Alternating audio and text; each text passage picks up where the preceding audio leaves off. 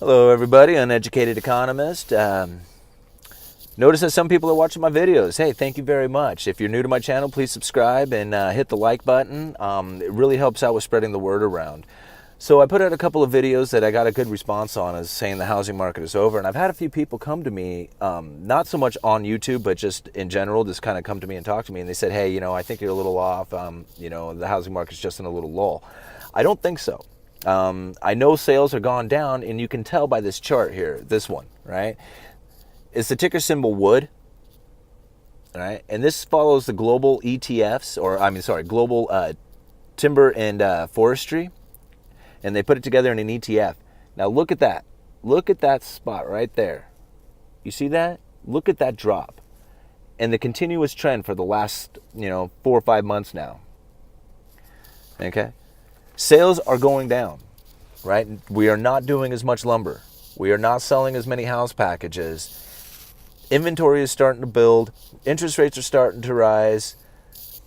I'm telling you guys, the housing market we are not going to continue flying upward.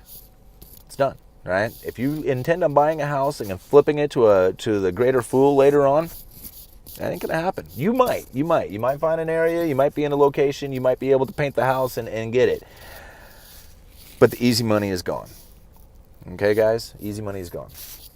So, putting that aside, Roubini. Anybody who follows cryptocurrencies knows that there was like a Senate hearing the other day, and Roubini was one of the expert economists that they had,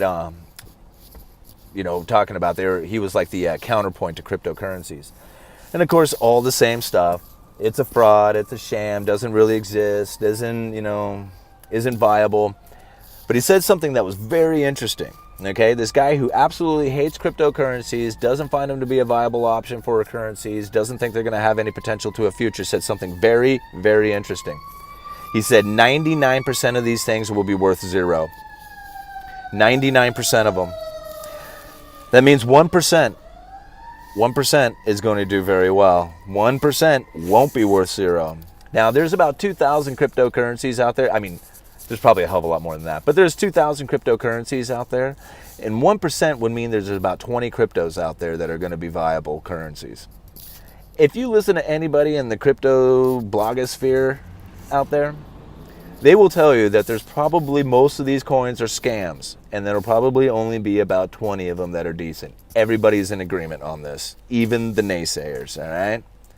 So kind of keep that in mind when you're doing your research out there and you're looking for places to put your money into. What else did I say? Oh, here was a really interesting one. House to gold ratio. This is a really interesting chart. Go back and you look at how many ounces of gold historically it took to buy a house, right? And you're going to find something very interesting. In the, I'm not back into my buddy's truck here. All right. You find something very interesting. If you go back into the early 80s when gold ran up to about $800 an ounce or so,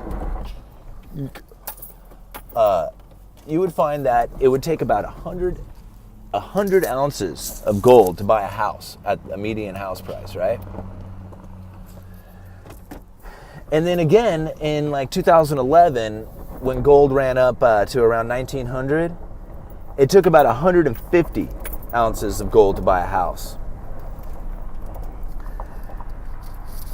If you go back through history, you would see that $100 to buy a house,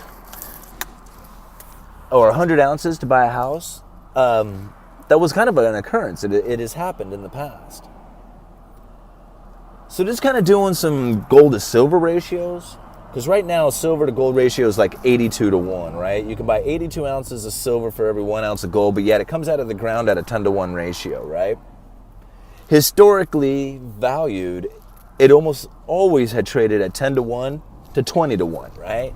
You could usually get 10 ounces to 20 ounces of silver for every 1 ounce of gold, historically. All right? So right now at 82 to 1, it's got silver incredibly undervalued, right? So let's say it took 100 ounces to buy a house, right? Say in the future, silver runs but gold runs way up and houses drop like I think they're going to. And you're able to get a house for 100 ounces of gold. Well, let's do that gold to silver ratio, and how many ounces of silver would it take to get a house? Well, historically, it would take about 1,000 ounces. 1,000 ounces of silver to buy a house, right? And at some point, I believe that the gold to silver ratio is going to come back to the historical average of 10 to 1. It may even go past that. It may even go all the way to, 5 to 1. We don't know. But even if it goes back to the 10 to 1 ratio, and it takes 100 ounces of gold to buy a house, that's 1,000 ounces. 1,000 ounces to buy a silver, or 1,000 ounces of silver to buy a house. And right now, you can get about 1,000 ounces of silver for about $15,000. Okay? $15,000. Now, I ain't got $15,000. Nobody I know has $15,000. But if you were somehow to accumulate 1,000 ounces of silver, I have a feeling that at some point here in the future, you will be able to trade that 1,000 ounces over for a house, or pretty darn close. You ought to be able to put a hell of a good down payment on a house. Anyway, something to think about, guys. Talk to you later.